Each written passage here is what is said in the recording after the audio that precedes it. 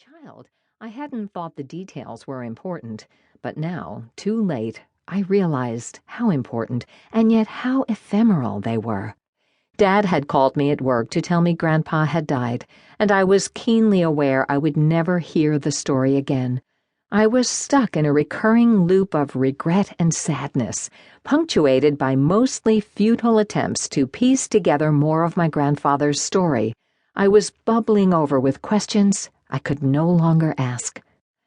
I was still stuck in that line of thinking that evening as I flew from Washington, D.C. to San Francisco. I had left work early to catch the flight.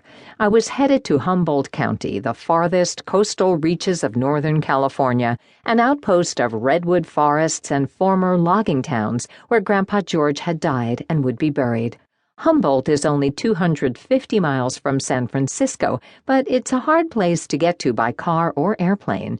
It hugs Highway 101, which for much of its length north of the San Francisco Bay is a narrow two-lane road. As it approaches Humboldt County, it twists and turns its way through the Eel River Canyon and ultimately breaks through the Redwood Curtain, as locals call it. The forests of enormous trees are both a physical barrier to travel and a symbol representing the cultural distance from the rest of California. I had mixed feelings about the trip. On one hand, Dad had said I didn't need to be there. It's more important to be around for someone when they're living, he told me. While I agreed with his sentiment, I thought he had missed the point, at least for me. I wasn't going for Grandpa. I was going to support Dad. Our family was small and getting smaller.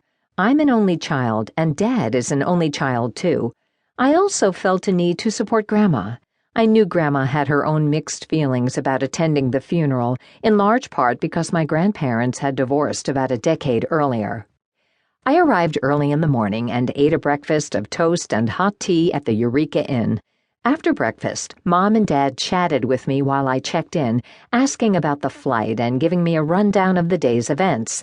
Then they headed off to meet with the rabbi about the funeral, confirm the plot selection at the cemetery, invite a few more people to the graveside funeral service, and sort out the details for the reception we would host. My role was much simpler. I would spend the morning with Grandma. Grandma met me in the lobby at 10, wearing a suit and heels. I felt sloppy in my jeans and t-shirt. She wanted to walk to the florist a few blocks away. Elizabeth, she said, and gave me a large hug. She took my hand, and we were off. I loved Grandma, but I didn't know her very well. Or rather, I did know her, but not the same way I imagined other kids knew their grandparents. Grandma spoke English with a strong Polish accent. She spoke very quietly because she feared making mistakes. She was so different than Grandpa, who figured if he kept talking, everything would all come together and work itself out.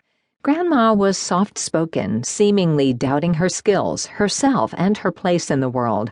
I wondered if she was more assertive when she spoke Polish. "You helped me pick out some flowers," Grandma said. "Of course," and then we headed off to look at the local offerings. The floral shop was small and didn't have a great deal of inventory. Grandma scoffed at the bouquets. Some were too big and said the wrong thing about Grandma's relationship to Grandpa. "Red roses are too much?" Grandma both told and asked me at the same time. She meant they expressed love when what she really wanted to say was, "We had a life together. We survived hell together." I picked up irises, but Grandma dismissed the bouquet. She pointed to yellow and white roses. "Together," she announced to the florist. "The white is somber, the yellow is friendship," she said. With flowers in hand, we began our walk back to the hotel. "You flew a long way for the funeral," she said. "You came a long way too, Grandma." "It was a mistake." She shook her head and her eyes welled up. What was a mistake, I asked. But I knew.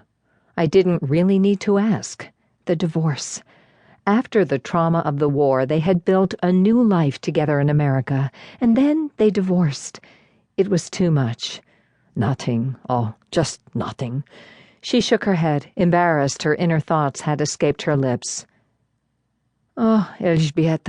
She bit her lower lip and grabbed onto my arm. I looked at Grandma, waiting for her to finish the sentence, but she didn't, and we walked back to the hotel.